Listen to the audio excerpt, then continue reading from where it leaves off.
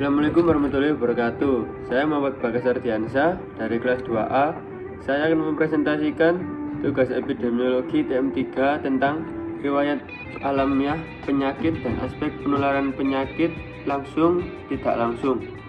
Merupakan suatu kondisi yang terjadi pada seorang atau individu sehingga terjadi suatu perubahan struktural dan atau fungsional dari jaringan tubuh dari kondisi normal menjadi abnormal. Pertama, penyebab penyakit. Gejala atau simptom, sensasi subjektif yang hanya bisa dirasakan oleh individu seperti mual, pusing, atau sakit.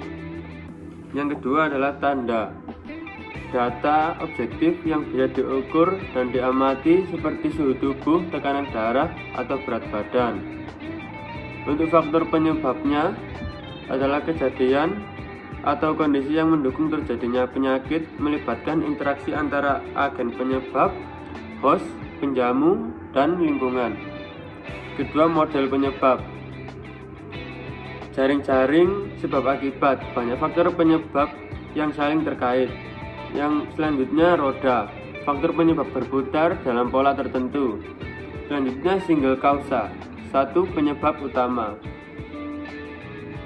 Setelah itu multiple causa, banyak penyebab yang bekerja bersamaan. Dan yang terakhir triangle epidemiologi atau interaksi antar agen, host, dan lingkungan. Setelah itu fase penyakit. Yang pertama ada pra-patogenesis, yaitu fase sebelum penyakit muncul atau host belum menunjukkan gejala. Patogenesis ada dalam beberapa hal, yaitu fase inkubasi, periode antara paparan agen dan munculnya gejala. Setelah itu fase prodromal, muncul gejala awal yang tidak spesifik. Setelah itu fase fastigum, yaitu gejala mencapai puncaknya. Selanjutnya fase divergence, gejala mulai mereda.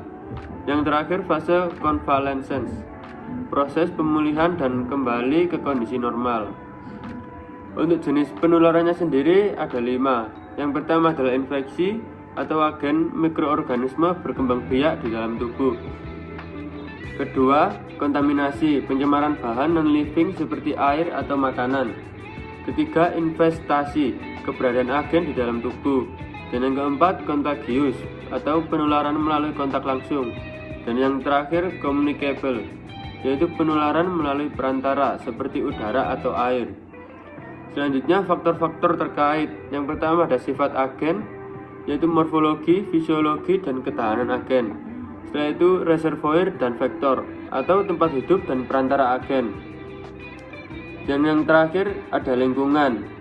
Di lingkungan ada 3 faktor, yaitu faktor fisik, yaitu iklim, struktur geografis, dan kedua biologis, flora dan fauna. Dan yang terakhir sosial ekonomi atau kondisi sosial dan ekonomi yang mempengaruhi kesehatan. Setelah itu riwayat alamiah penyakit ada 4 jenis. Yang pertama tahap dini, host masih sehat tetapi terpapar potensi penyakit. Kedua gejala ringan atau gejala awal mulai muncul. Dan yang ketiga penyakit terdiagnosis, yaitu gejala semakin jelas dan memerlukan pengobatan. Dan yang terakhir ada pemulihan atau kronis. Penyakit dapat sembuh atau berlanjut menjadi kronis dengan kemungkinan meninggalkan cacat permanen.